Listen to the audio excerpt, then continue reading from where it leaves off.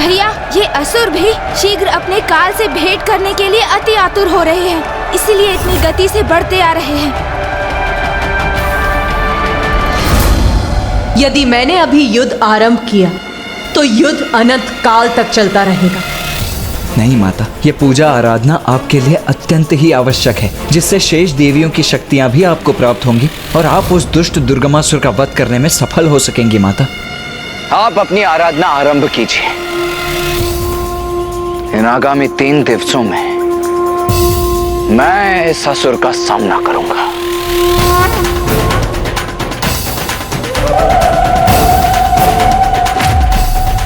उचित है देव सेनापति कुमार कार्तिकेय, किंतु पुत्र, एक बात सदा स्मरण रखना, कभी भी पर्याप्त विचार किए बिना स्वयं को युद्ध में नहीं झोंकना चाहिए। पूर्ण सोच विचार के उपरांत उचित योजना के साथ ही युद्ध करने से युद्ध में सफलता प्राप्त होती है। माता, आप तनिक भी चिंता मत कीजिए। अगले 3 दिवसों में हम सभी अपनी सम्मिलित शक्ति से दुर्गमासुर को रोक कर ही रहेंगे।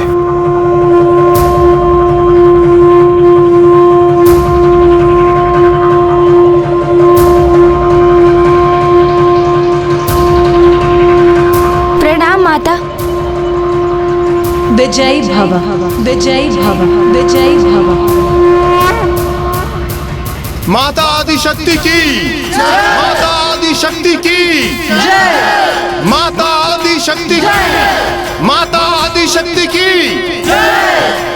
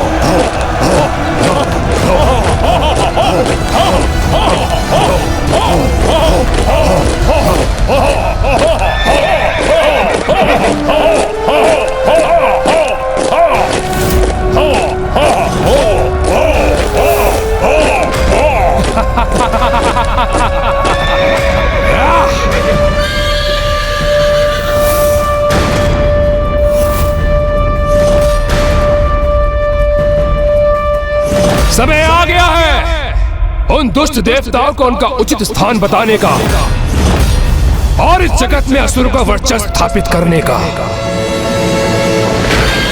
प्रतिशोध महिषासुर के वध का, प्रतिशोध शुंभ निशुंभ के निर्मम वध का,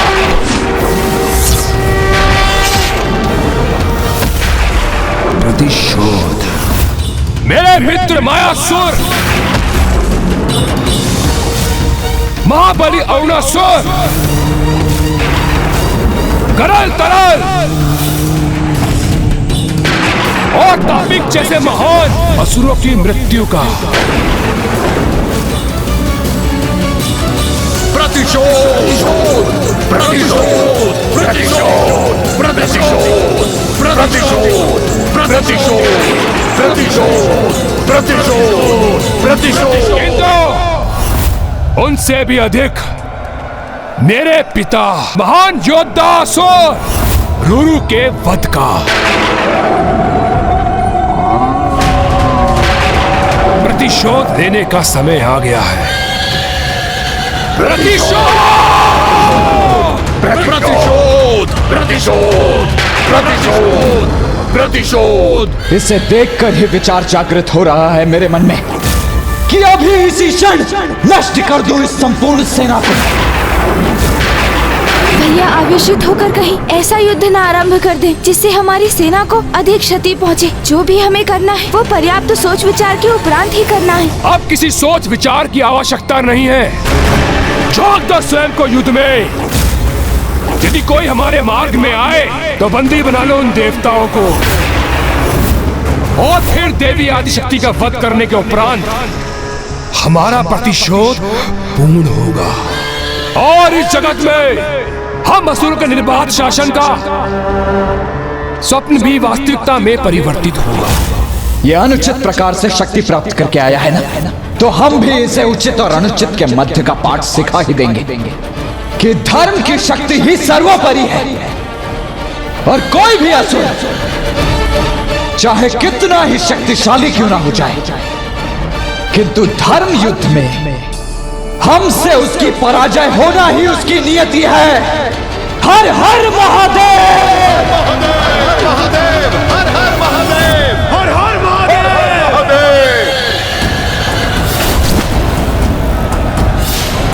बिना योजना और युक्ति के इस युद्ध का आरंभ नहीं होना चाहिए। भैया, आपको अपने आवेश पर स्वयं पर नियंत्रण पाना ही होगा, अन्यथा यहाँ हाहाकार मचेगा।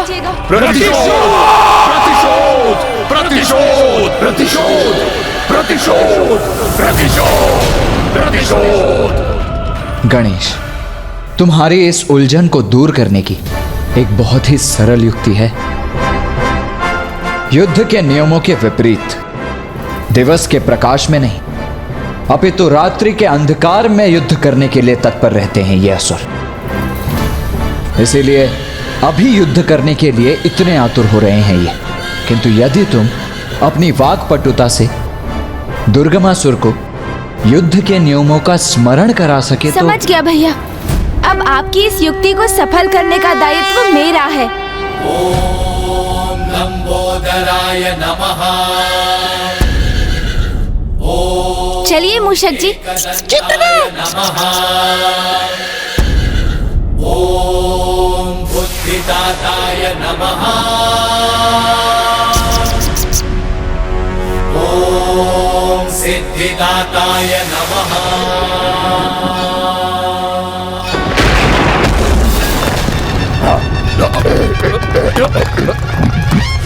में संकट है जब कोई आयो, महिमा से अपनी प्रभु ने बचायो। लंबोदर लंबोदर लंबोदर लंबोदर। तो तुम पुनः प्रकट हो गए दुष्ट गजमुख, किंतु इस बार मुझसे बचकर भाग नहीं सकोगे तुम।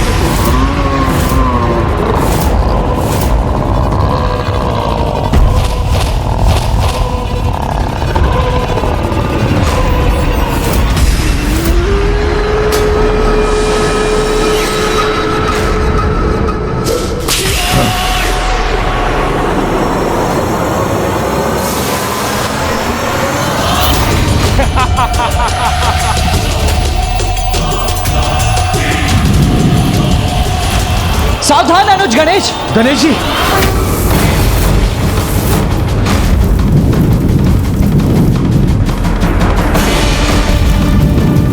इन दुष्ट असुरों का तनिक पे विश्वास नहीं किया जा सकता। समस्त नियमों और मर्यादाओं का उल्लंघन कर ये गणेश जी पर घातक प्रहार कर सकते हैं। तो हमें भी उनके साथ रहना चाहिए, जिससे समय पड़ने पर हम उनकी सहायता के लिए प्रस्तुत रह सके। हाँ हाँ अवश्य, हमें आगे बढ़ना ही चाहिए। नहीं नहीं नहीं देवराज, हमारे हस्तक्षेप का समय नहीं आया है अभी। सदा स्मरण रखिए, युद्ध में विजय प्राप्ति के 3 आधार स्तंभ होते हैं। प्रथम, उचित रणनीति। द्वितीय, उचित योद्धा। और तृतीय, उचित समय पर आक्रमण करना। इसीलिए इस समय गणेश पर अपना विश्वास रख, हमारा शांत रहना ही उचित होगा।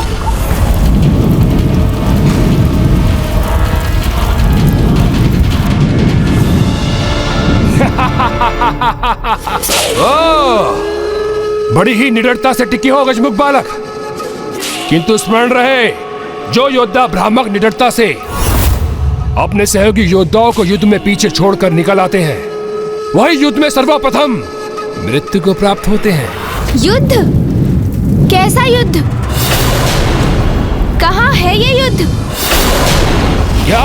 तुम्हारा? ये युद्ध नहीं तो क्या है? अरे असुर जी, इतना भी नहीं ज्ञात आपको? अचानक इस प्रकार युद्ध कहाँ आरंभ होता है? सर्वप्रथम दोनों पक्षों में युद्ध के नियम निर्धारित किए जाते हैं, फिर युद्ध की तुरही ध्वनित होती है, तब आरंभ होता है दो महाशक्तियों के मध्य युद्ध। नियम विहीन युद्ध तो पशु करते हैं, महायोद्धा नहीं। ये इस दुष्ट से गणेश जी क्या वार्तालाप कर रहे हैं? करना क्या चाह रहे हैं? देवराज, रात्रि के अंधकार में अधिक सशक्त होने वाली अपनी आसुरी शक्तियों से बिना नियम निर्धारित किए युद्ध करने के अभ्यस्त होते हैं ये असुर। किंतु गणेश, इसे उत्तेजित कर इसे हमारा नियम स्वीकार करवाने का प्रयास कर रहा है।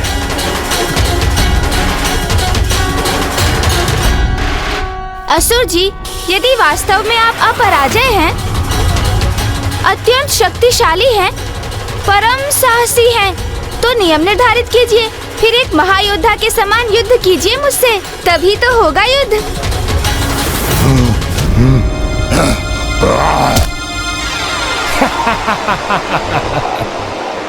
नियम तो बालकों की क्रीड़ा के लिए उपयुक्त होते हैं गजमुख। युद्ध का तो एक ही नियम होता है, विजय। विजय प्राप्ति करना। आपका ये कथन तो एक ही बात प्रमाणित कर रहा है असुर जी। क्या प्रमाणित कर रहा है मेरा कथन? यही कि आप साहस का प्रदर्शन अवश्य कर रहे हैं, किंतु भीतर ही भीतर अत्यंत भयभीत हैं आप कि कहीं नियमानुसार युद्ध करने पर आपकी पराजय ना हो जाए। न भय न पराजय, दुर्गमासुर के साथ इन दोनों की कोई संभावना नहीं। तो फिर युद्ध के नियमों को स्वीकार करने में इतना संकोच क्यों असुर जी? नहीं नहीं, भयभीत तो आप अवश्य हैं, है ना? सर्वशक्तिशाली हूँ मैं, अजय हूँ मैं, ना पराजय का डर, ना किसी नियम का। तो कहो, युद्ध के क्या नियम है तुम्हारे? तुम्हारे नियमों के अनुसार तुम्हें धूल धूसरित करेगा अजय दुर्गमासुर। कहो, शीघ्र कहो, क्या नियम है तुम्हारे? इस युद्ध के लिए तो एक ही नियम पर्याप्त है। हमारा युद्ध सूर्योदय से सूर्यास्त तक ही होगा, जिसके उपरांत दोनों सेनाएं अपने अपने शिविर में लौटकर विश्राम करेंगी, ताकि आगामी दिवस के युद्ध के लिए तत्पर हो सकें। स्वीकार है मुझे।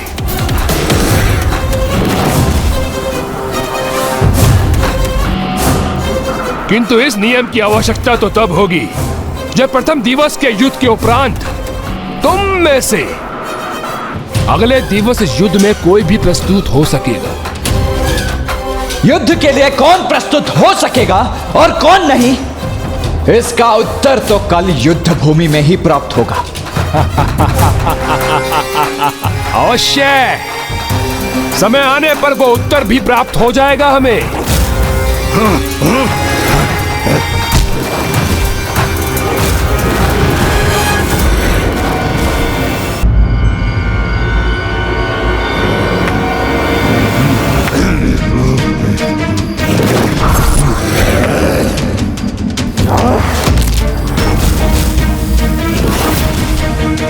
असुर सम्राट, उसके वाक्य चातुरी में उलझकर शत्रु का नियम स्वीकार कर लिया आपने। हाँ असुर सम्राट, असुर हैं हम, असुर। हम आज तक किसी नियम में नहीं बंधे, तो आज क्यों बंधे? हाँ असुर सम्राट, सर्वथा अनुचित ही था ये आपका उसके छल में उलझना। सम्राट, मेरे सेनापतियों, जब तुम्हें पूर्ण रूप से विश्वास हो गया है तो उन्हें भी ऐसा ही प्रतीत हो रहा होगा कि मैं उस गजमुख के वचनों से प्रभावित हो गया। किंतु सत्य तो ये है कि मैं उनके छल को पूर्व में ही समझ गया था, क्योंकि युद्ध तो देवी आदि शक्ति के साथ था, किंतु वो देवसेना में उपस्थित नहीं थी।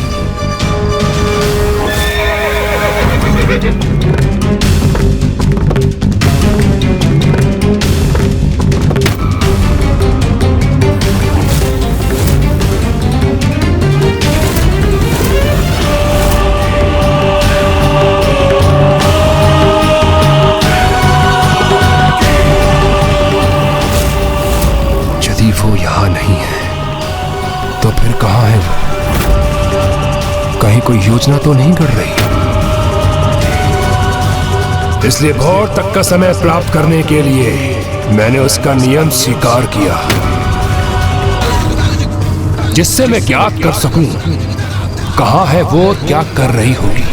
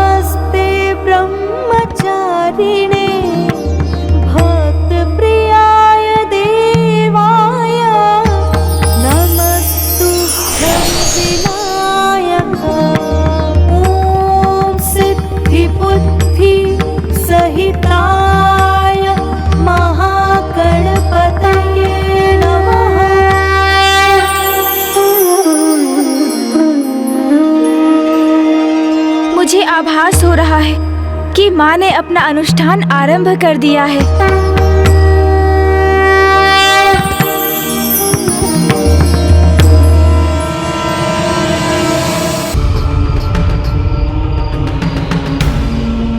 प्रथम पूज्य गणेश जी, देव सेनापति कुमार कार्तिकेय, अब हमें भी अपनी रणनीति निर्धारित कर लेनी चाहिए। ये तो बहुत अच्छा हुआ कि दुर्गमासुर आपके वचनों में उलझ गया और उसने हमारी दिन में युद्ध करने की अवस्था को स्वीकार कर लिया, जिससे हमें अपनी रणनीति स्थिर करने का समय भी प्राप्त हो गया। दुर्गमासुर मेरे वचनों में नहीं उलझा देवराजेंद्र, क्योंकि अपने शत्रु का प्रस्ताव स्वीकार करने वालों में से नहीं है वो दुष्ट।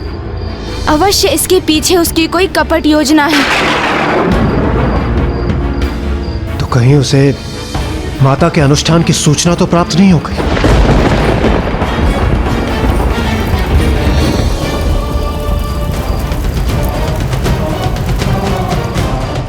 कहीं उसे यह तो ज्ञात नहीं हो गया कि माता का अनुष्ठान पूर्ण होने तक अगले 3 दिवस माता अपने अस्त्र शस्त्र धारण नहीं कर पाएंगी?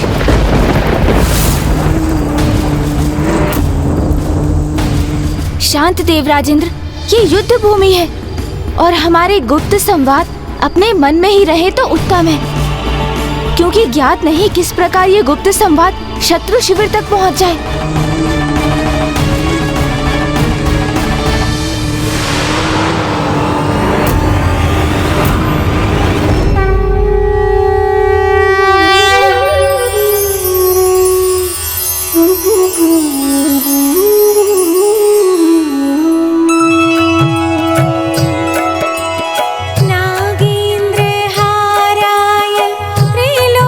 त्रिलोचनाय भस्मांगराय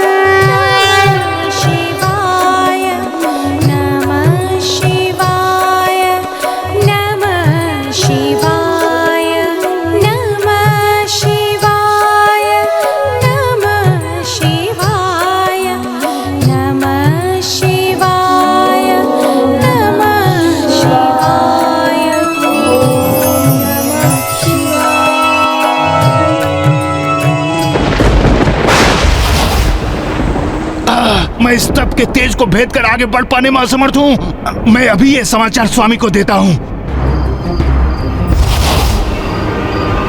असुर सम्राट दुर्गामासुर को विनाश लोचन का प्रणाम। प्रणाम नहीं, सोचना चाहिए मुझे। शीघ्र बताओ मुझे, जो भेद ज्ञात करने के लिए मैंने तुम्हें तुम्हारे भ्राता नाश लोचन को भेजा था, क्या तुम उसे प्राप्त करने में सफल हुए? हाँ असुर सम्राट, समाचार उत्तम है।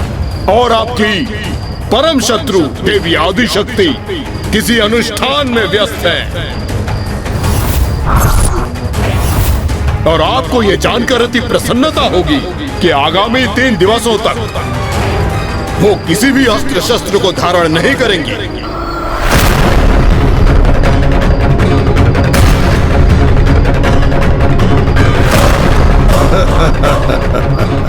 और 3 दिवस पूर्ण हो जाने के पश्चात मैं उससे अस्त्र उठाने का अवसर ही नहीं दूंगा, और उससे पूर्व ही वध कर दूंगा उस निहत्ती देवी का। आपकी परम शत्रु देवी आदिशक्ति किसी अनुष्ठान में व्यस्त हैं, और आपकी आगामी 3 दिवसों तक वो किसी भी अस्त्र शस्त्र को धारण नहीं करेंगी। किंतु महाराज, ये कोई साधारण अनुष्ठान नहीं, महा अनुष्ठान है।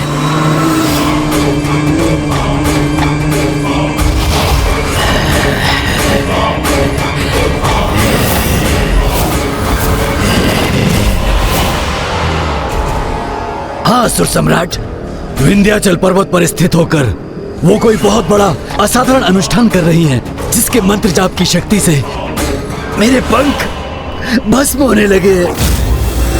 चिंता मत करो लोचनसुर, अवश्य वो अपने अनुष्ठान से मेरे समान शक्ति प्राप्त करने का प्रयास कर रही होगी, किंतु मैं उस देवी के अनुष्ठान को पूर्ण ही नहीं होने दूंगा। गणासुर!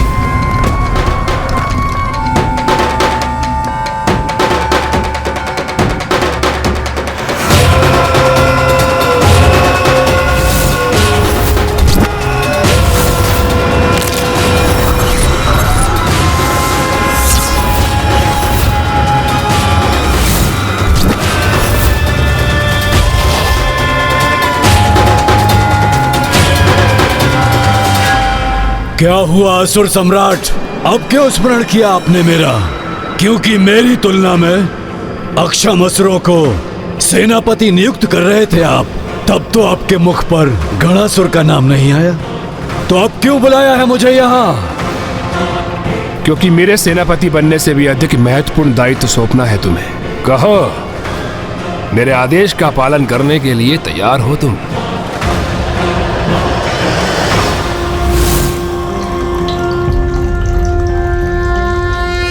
ओम नमस्ते देवेशाय सुरासुर नमस्कृताय भूत भव्य महादेवाय हरित पिंगल लोचनाय बलाय बुद्धिरूपिणे वैयाघ्रव संचदायारण्याय ओम नमो नमः।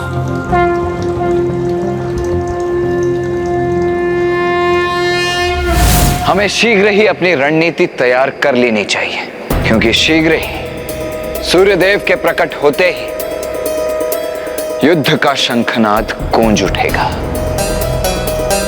युद्ध के प्रथम दिवस आक्रामक नहीं, रक्षात्मक युद्ध ही करना चाहिए।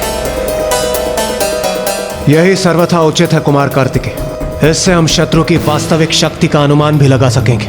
शक्ति का अनुमान लगाने के साथ विरोधी पक्ष की दुर्बलता का ज्ञान भी होना चाहिए हमें, तभी हमें युद्ध में सफलता प्राप्त होगी।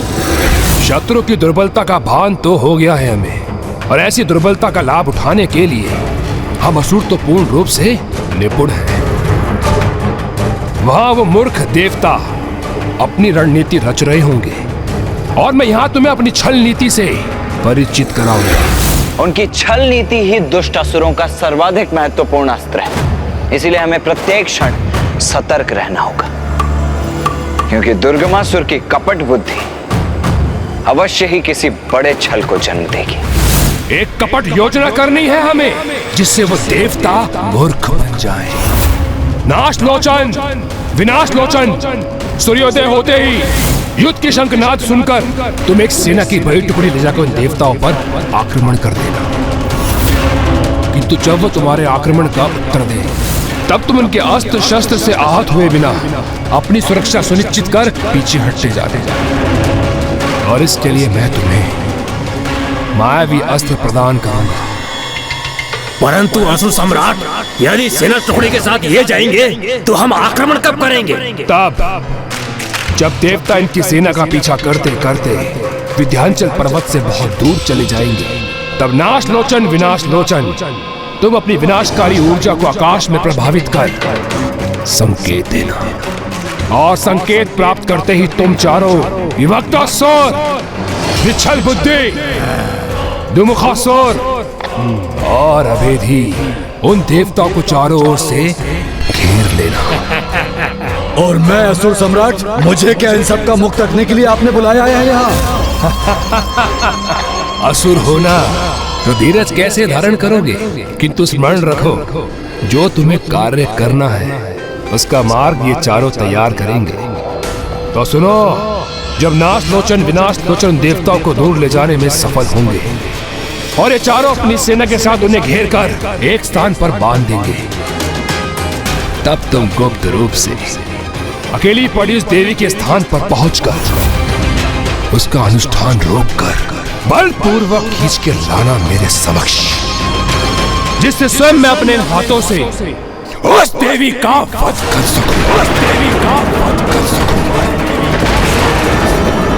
अवश्य असुर सम्राट, मैं समझ गया। मैं गणासुर अवश्य बंदी बनाऊंगा उस देवी आदिशक्ति को और प्रस्तुत करूंगा आपके समक्ष।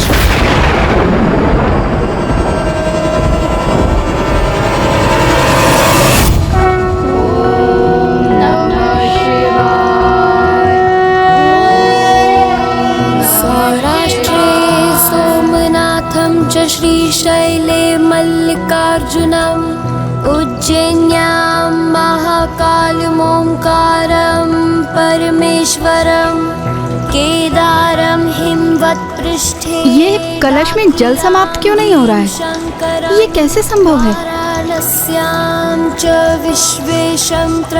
भक्ति की शक्ति असंभव को भी संभव कर देती। जिनकी जटाओं में स्वयं देवी गंगा विराजती हैं, उनके अभिषेक के लिए ये कलश जल विहीन कैसे हो सकता है? ओम नमः शिवाय। सौराष्ट्रे सोमनाथं च श्रीशैले मल्लिकार्जुनम् उज्जैन्यां महाकालमोंकारं परमेश्वरं केदारं हिमवत् पृष्ठे डाकियां भीमशंकरं। गणासुर, उचित समय देखकर उस देवी का अनुष्ठान बाधित करना, तब वहां निशस्त्र होगी और उसके सहयोगी देवता उससे बहुत दूर होंगे। फिर तुम्हें वहां कोई नहीं रोकने वाला होगा। अगले 3 दिवसों के युद्ध में हमारा एकमात्र ध्येय होना चाहिए उन असुरों को मां से दूर रखना। समझ गए ना आप सभी? समझ गए? जी देव सेनापति कुमार कार्तिकेय, हम समझ गए। उचित है दुर्गमासुर जी, आपकी योजना हम भली भांति समझ गए। तो फिर होने दो युद्ध का उद्घोष सूर्योदय के साथ ही।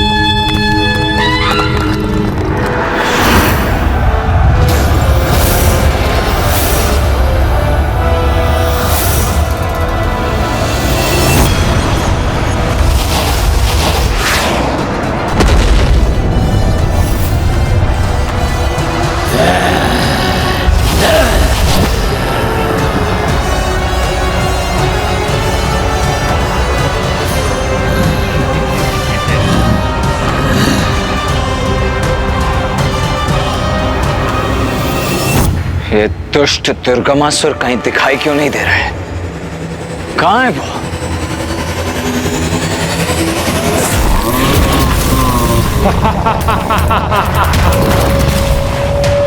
देवताओं, आज के इस प्रथम दिवस युद्ध में तुमको मेरे योद्धाओं से युद्ध करना होगा, जिससे मैं देख सकूं तुम में मुझसे युद्ध करने की योग्यता है भी या नहीं। रुकिए भैया,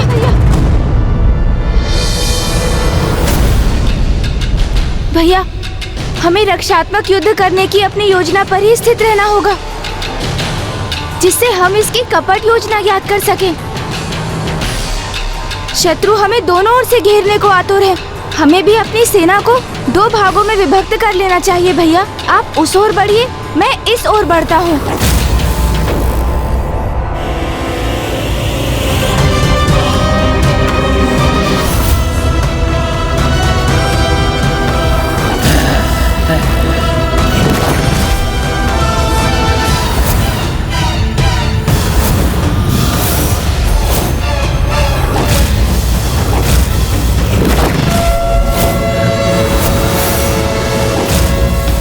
आक्रमण! जय माता आदिशक्ति! जय माता आदिशक्ति! जय माता आदिशक्ति! जय माता आदिशक्ति!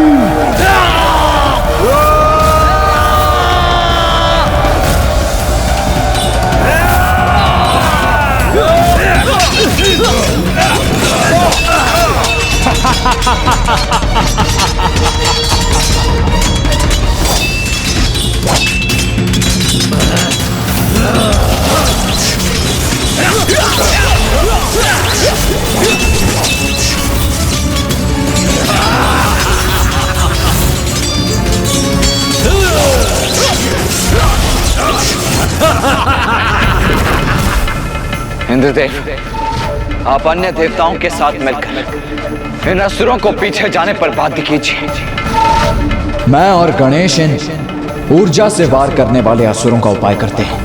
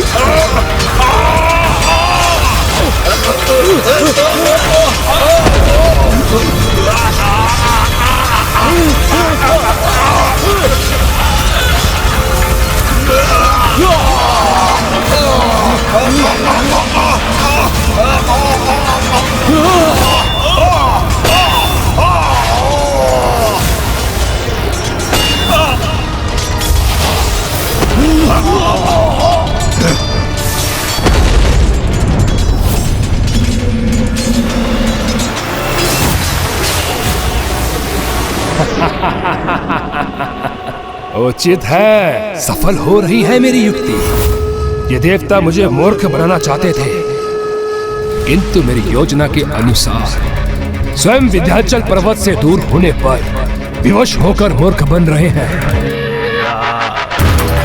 गणासुर!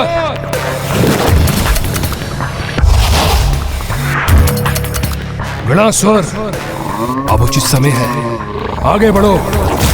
उस देवी आदिशक्ति के पूजा स्थल पर पहुंचकर उसके अनुष्ठान को बाधित कर मेरे समक्ष प्रस्तुत करो। अंततः गणासुर भी कुछ ऐसा करेगा जिसमें उसे अत्यंत आनंद आएगा। देवी आदिशक्ति, तैयार हो जाओ गणासुर के आगमन के लिए।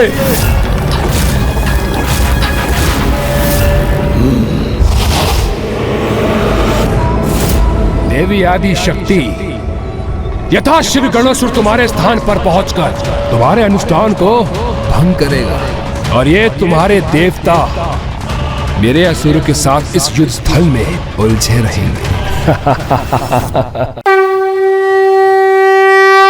नमः शिवाय, नमः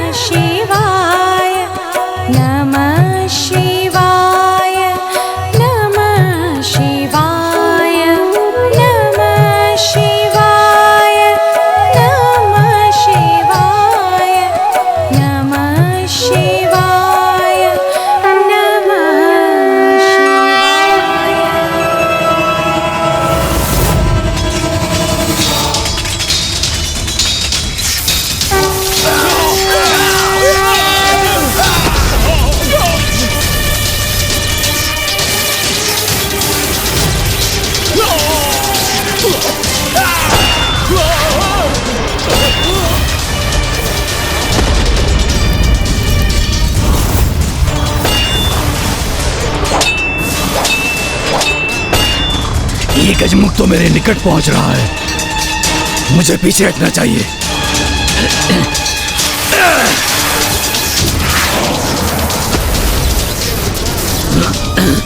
दुष्ट असुर, अब मैं तुम्हारी इस ऊर्जा से और विनाश नहीं करने दूंगा।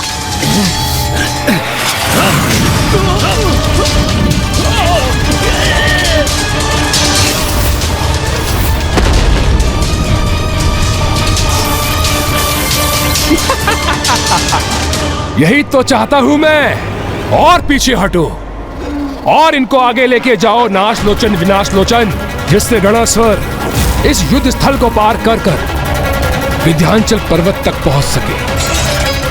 अब यही उचित समय है, मुझे यहाँ से निकल जाना चाहिए।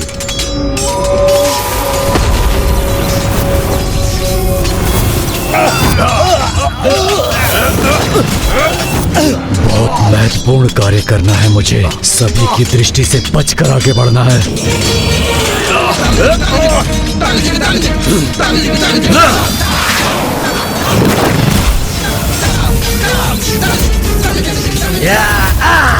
इस दुष्ट ने तो और प्रबल ऊर्जा का संचार कर दिया, किंतु उसे भी थाम दूंगा मैं।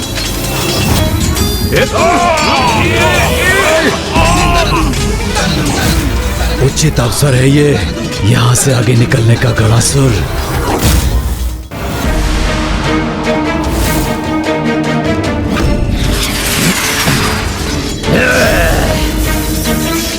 सभी देवताओं को छकाकर मैं उनकी दृष्टि से दूर यहाँ तक तो पहुँच गया। अब किसी प्रकार इस गजमुख बालक को भी छकाकर निकल जाऊं तो फिर कोई नहीं रोक पाएगा मुझे।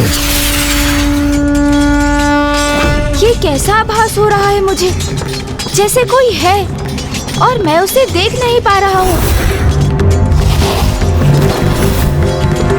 ये भ्रम था मेरा, अन्यथा जैसे किसी आसुरी शक्ति की उपस्थिति का आभास हुआ मुझे इन्हें भ्रमित करना ही होगा ताकि ये गणासुर को देख न सके, अन्यथा वो अपनी योजना में असफल हो जाएगा।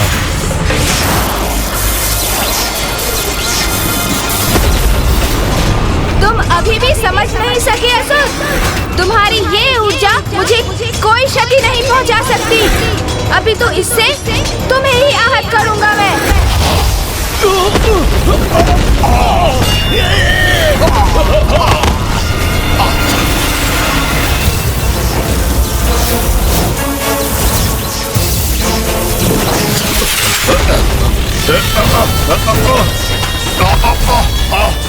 ये कैसा युद्ध कर रहे हैं ये असुर, निरंतर पीछे हट रहे हैं।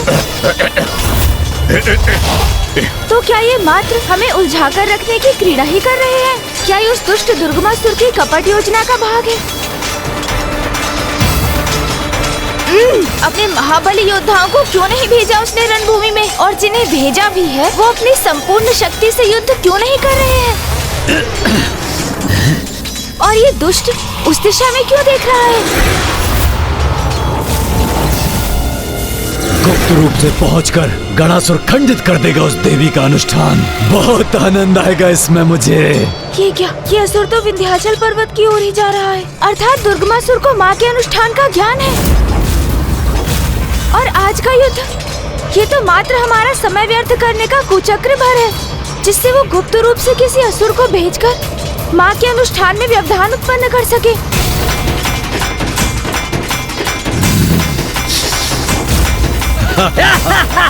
मात्र 2 महाबली असुर क्यों हैं यहाँ? अन्य सभी कहाँ हैं? और दुर्गमासुर स्वयं युद्ध क्यों नहीं कर रहा है? क्या छल है इसके पीछे? भैया, ये दुर्गमासुर का एक जाल है, जिसमें हमें उलझाकर दुर्गमासुर ने किसी असुर को माँ के अनुष्ठान में बाधा डालने के लिए भेजा है। और माँ ने तो प्रण लिया है कि इन दिवसों में वो अस्त्र शस्त्र कदापि धारण नहीं करेंगी। अर्थात वहाँ किसी असुर की उपस्थिति एक बहुत बड़े संकट का संकेत है भैया। उचित कह रहा है गणेश। माँ अस्त्र धारण नहीं करेंगी तो नव दुर्गा माता भी स्वयं माँ की ही अंश होने और पूजा में उनकी सहायक रहने के कारण माँ के समान ही अस्त्र शस्त्रों से दूर रहेंगी। ये कपट है इन दुष्ट असुरों का। इन दुष्टों से और अपेक्षा भी क्या की जा सकती थी? बहुत हुआ रक्षात्मक युद्ध, अब आक्रामक युद्ध करेंगे हम।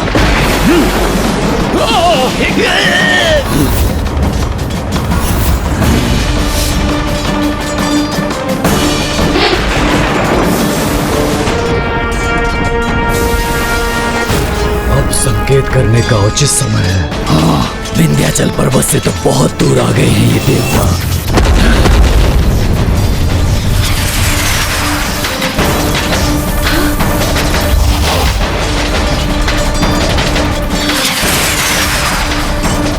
छल, बहुत बड़ा छल।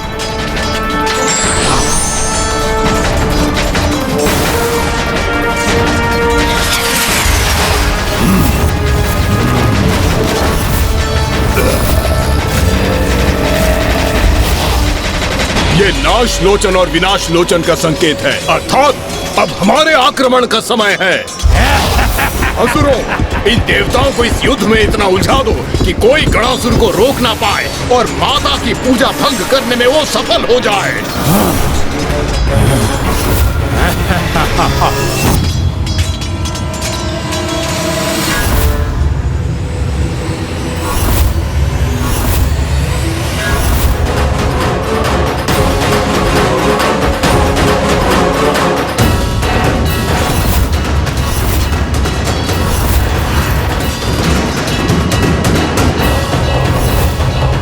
असुर अपनी योजना में सफल ना हो जाए, क्योंकि उनकी योजना ही माँ की पूजा भंग करने की है, और यदि ऐसा हुआ तो दुर्गमासुर का वध असंभव हो जाएगा।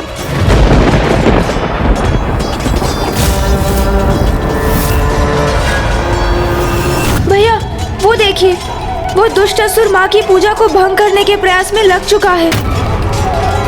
भैया, शेष असुर भी मात्र हमें छलने ही आए हैं, इसलिए हमें इनका पीछा कर समय व्यर्थ नहीं करना चाहिए। अभी तो उस दुष्ट को माँ के पास पहुँचने से रोकना चाहिए हमें। देवराज इंद्र, आप अन्य देवताओं के साथ मिलकर इन असुरों को इसी क्षेत्र में रोक कर रखिए। तब तक हम जाकर उस असुर को रोकते हैं जो माँ तक पहुँचने का प्रयास कर रहा है।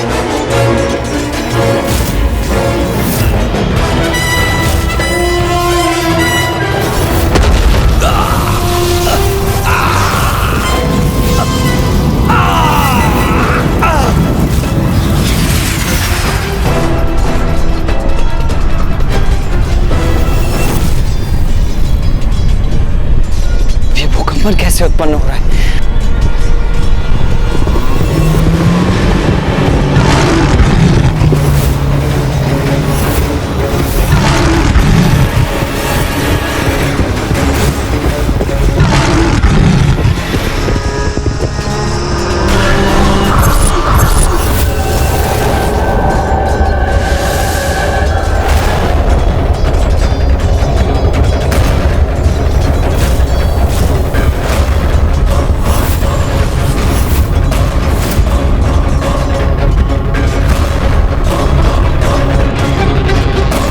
एक और असुर।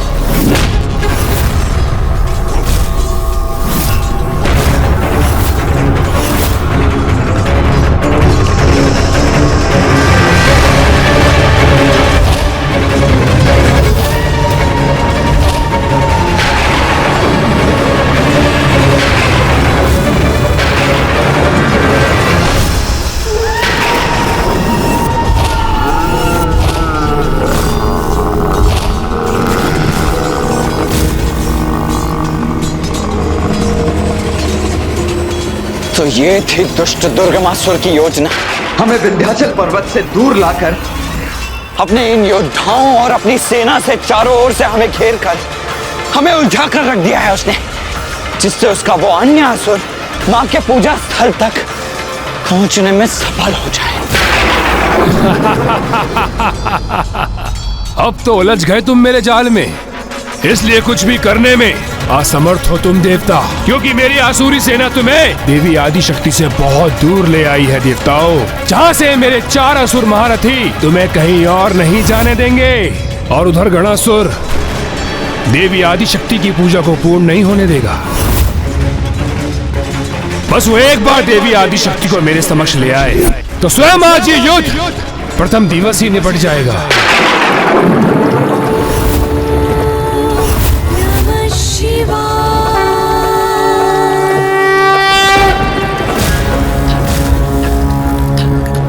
इस असुर के कपट जाल ने तो एक महासंकट में डाल दिया है हमें भैया।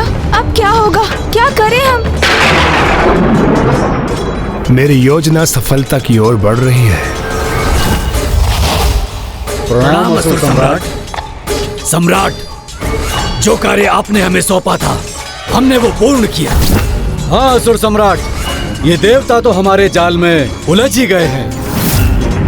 अभेद जिसका तन वो गैंडे के समान, आगे से मेरा अभेदी असुर आक्रमण कर रहा है उन पर।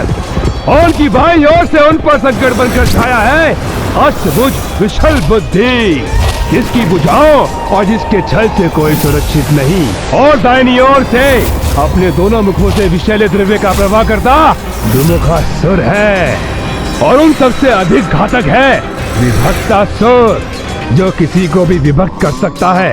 और धर गणासुर अति शीघ्र देवी आदि शक्ति के निकट होगा, भंग करेगा उसकी पूजा और पूर्ण करेगा मेरी योजना।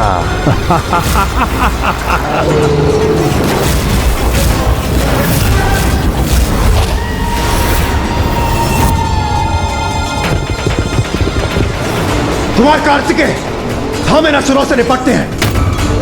आप जाकर उस असुर को माता की ओर बढ़ने से रोकिए। नहीं देवराज, देव सेनापति होने के नाते इस युद्ध में देव सेना का नेतृत्व करना मेरा कर्तव्य है। इसीलिए गणेश, उस असुर को मां के पूजा स्थल तक पहुंचने से रोकने का कार्य तो तुम्हारा होगा।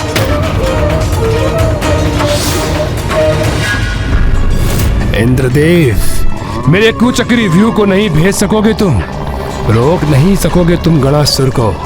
अवश्य पहुंचेगा वो उस देवी तक।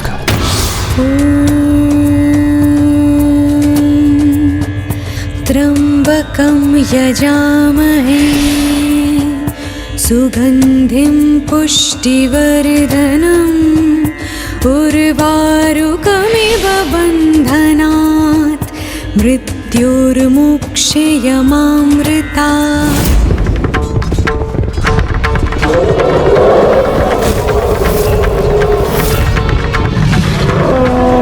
प्रथम पूज्य गणेश जी, इस दुष्ट असुर को मैं अभी आपके मार्ग से हटाता हूं।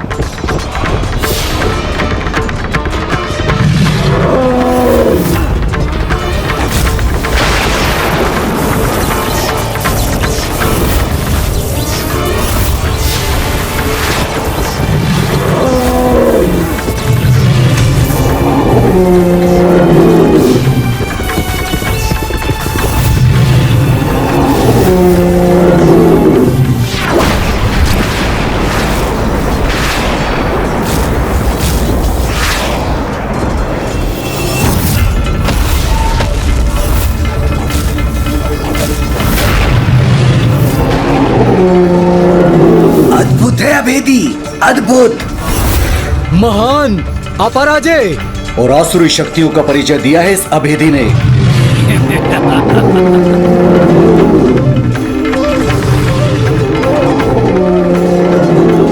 देवराज, आप चिंता मत कीजिए, मैं आ रहा हूं आपकी सहायता के लिए। सहायता करोगे तुम इंद्रदेव की, किंतु मुझसे तुम्हारी रक्षा करने में तुम्हारी सहायता कौन करेगा?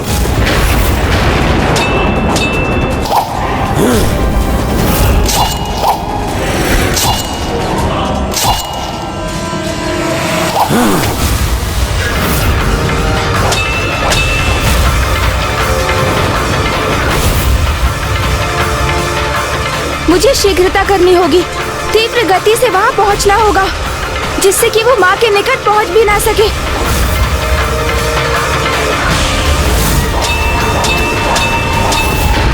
इतनी भी क्या शीघ्रता है गजमुख? आगे बढ़ने के पूर्व मेरा सामना तो कर लो। सावधान गणेश, उससे भेंट करने के स्थान पर तुम वहां कहां बढ़े जा रहे हो? इस असुर का उपाय मैं करता हूं देव सेनापति। उपाय तो मैं करूंगा तुम्हारा।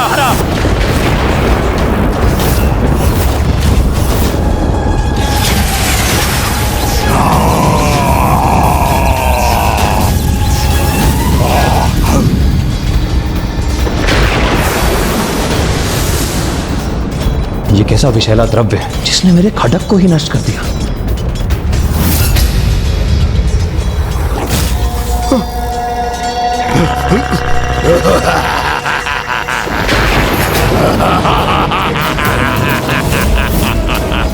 मेरी भुजाओं से बचकर कहां जाओगे देवताओं?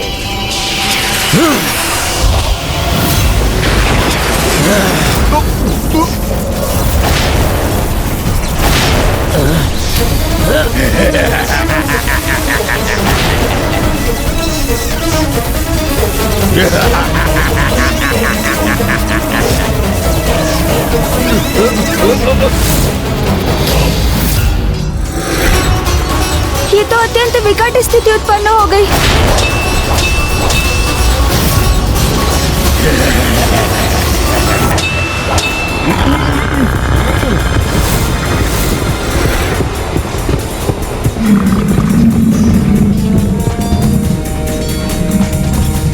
बहुत सोच विचार कर योजना बनाई है दुष्ट दुर्गमासुर ने, जिससे हम में से कोई माँ की ओर बढ़ते हुए उस असुर को रोक ना सके। इसलिए उसने अभी अपने महायोद्धा को युद्ध करने के लिए भेजा है।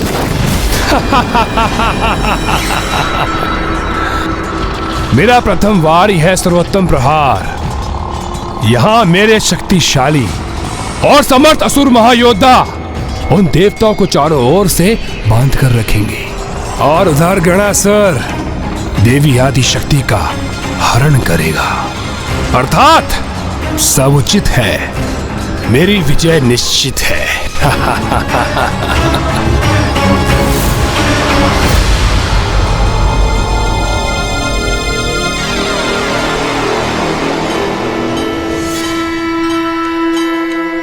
अब निकट है मेरा गंतव्य स्थान।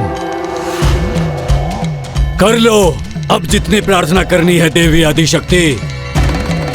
गणासुर के आगमन होने के उपरांत किसी प्रार्थना का स्मरण नहीं कर पाओगी तुम।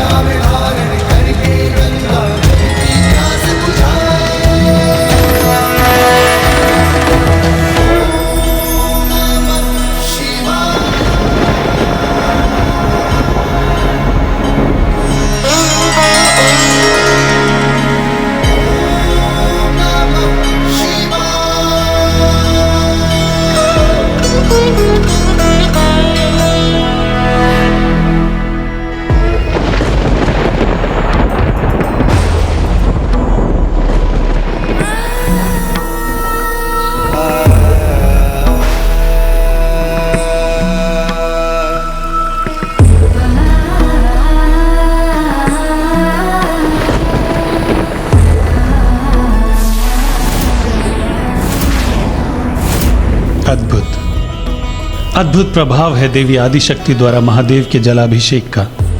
जैसे जैसे देवी आदिशक्ति की पूजा पूर्ण होने के निकट पहुंचेगी, वैसे वैसे ये मेघ और भी घने होते जाएंगे।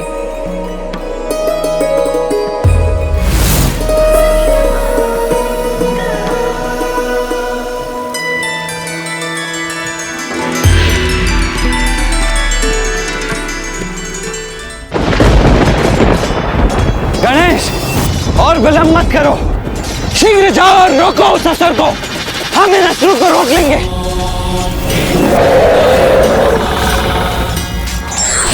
विघ्न हरता हूँ मैं, ये मत भूलो दुष्ट असुरों। आज कोई भी विघ्न मेरे द्वारा उस असुर को रोकने में बाधा नहीं डाल सकता। जय माता आदिशक्ति! जय माता आदिशक्ति! जय माता विंध्यवासिनी! जय माता विंध्यवासिनी!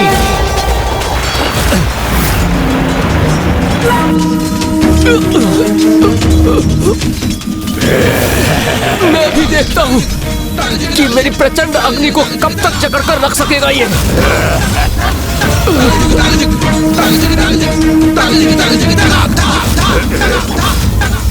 अग्निदेव, आपकी अग्नि और मेरे प्रचंड तेज के मेल को अधिक समय तक नहीं सह सकेगा ये। जय माता आदिशक्ति!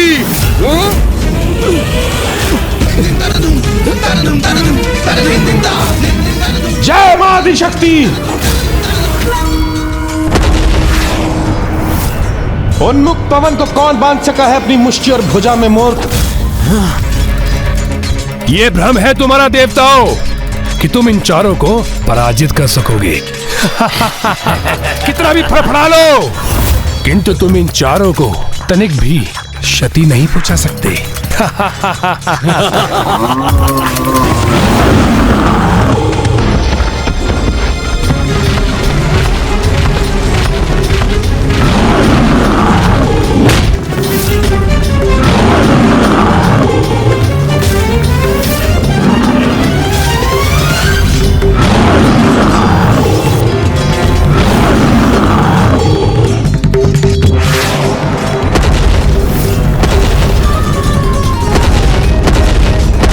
जय माता आदिशक्ति।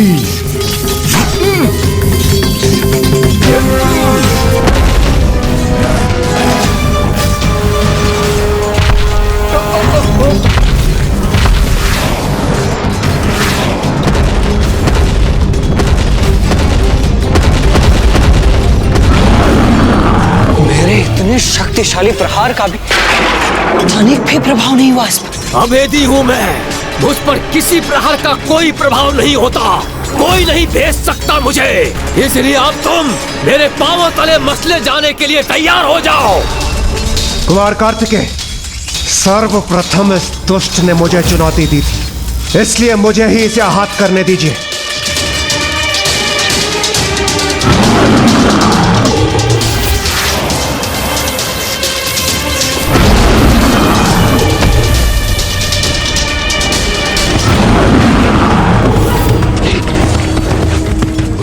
मेरे अत्यंत शक्तिशाली विद्युत प्रवाह का भी इस दुष्ट अभेदी पर कोई प्रभाव नहीं हुआ, तो फिर इसका संहार कैसे संभव है? इसी विचार में डूबे हो ना तुम देवराज कि तुम्हारे वार मुझ पर कोई प्रभाव क्यों नहीं कर सके। अरे ये गैंडे की त्वचा है, इसे भेदना इतना सरल नहीं, किंतु अब मैं तुम्हें अवश्य कष्ट पहुंचाऊंगा।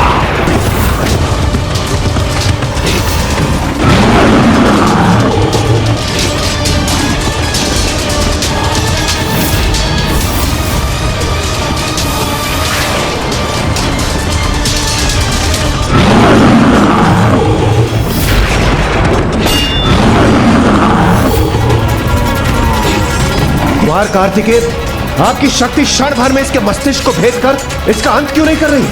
प्रतीत होता है इसकी त्वचा किसी भी अस्त्र शस्त्र के आघात से सुरक्षित है और उसे कोई भेद नहीं सकता। तभी आपके वज्र के प्रहार से भी ये सुरक्षित रहा, उस पर उसका कोई प्रभाव नहीं हुआ।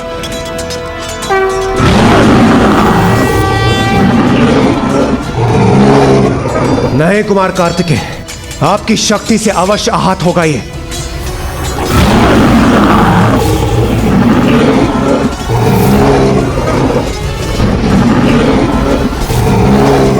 अद्भुत, आपकी शक्ति की धूर्ण क्षमता ने अब उस गेंडे को भी पीछे हटने पर विवश कर दिया कुमार कार्तिकेय।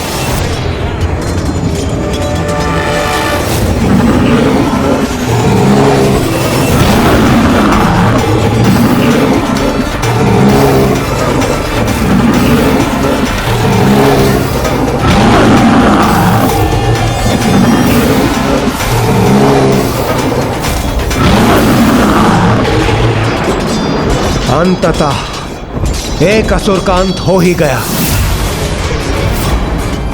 ऐसा नहीं हो सकता, ऐसा कदापि नहीं हो सकता।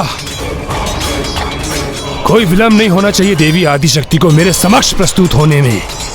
किसी भी अवस्था में देवी आदिशक्ति का अनुष्ठान संपन्न नहीं होना चाहिए।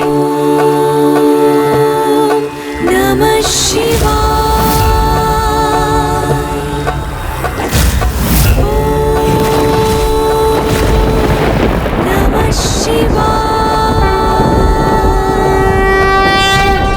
विछल बुद्धि, उस गजमुख बालक को गड़ासुर तक पहुंचने से रोको, तभी संभव होगा ये। इसे तो मैं रोक के रहूंगा। हाँ?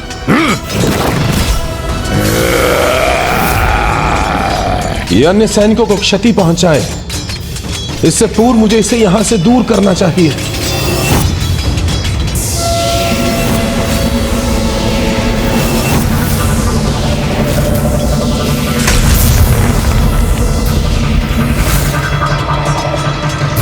अब ये उस गुफा में बंदी हुआ, हमारी एक और चिंता दूर हुई।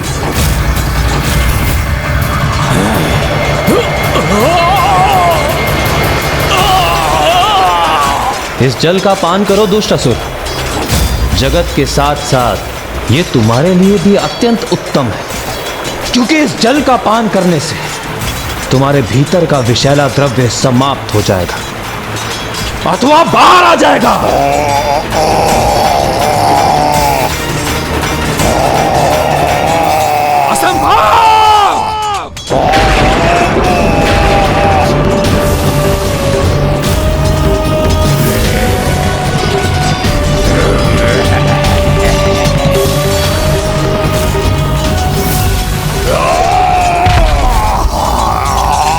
कैसे संभव है? ये मेरे अति शक्तिशाली महान योद्धा है, गणासुर के समान, जिनका सामना करना किसी के लिए भी असंभव था। उन्हें कैसे निष्क्रिय कर दिया इन देवताओं ने?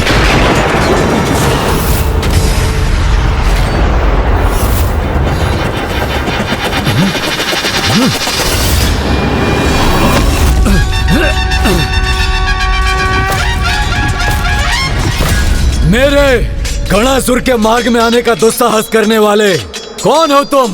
धर्म पथ पर चलने वालों के लिए विघ्नहर्ता, किंतु तुम जैसे अधर्मी और दुष्टों के लिए विघ्नकर्ता। विघ्नकर्ता? वाह वाह, सुंदर अति सुंदर। गणासुर को बहुत प्रिय है विघ्न।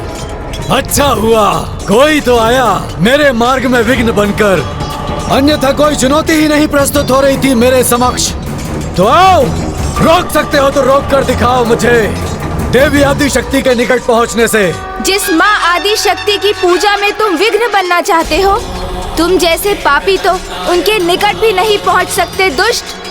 ऐसा तेज दिव्य प्रभा मंडल है उनके चारों ओर, जगत जननी है वो। उनकी भक्ति में पवित्र अतुलनीय शक्ति है।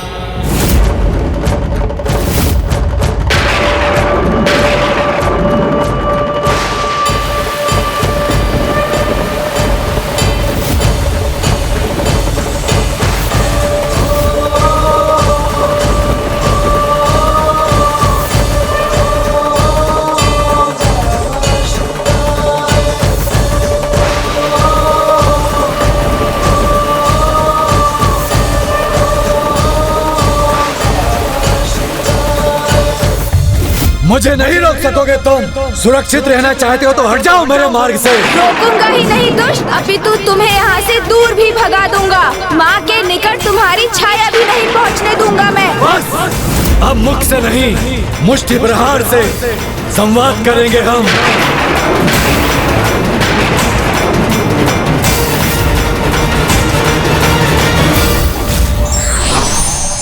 यदि व्यक्ति अपनी संपूर्ण ऊर्जा एक ही वस्तु पर केंद्रित कर दे तो लक्ष्य कितना भी कठोर और असंभव क्यों ना हो, उसे भेदा अवश्य जा सकता है।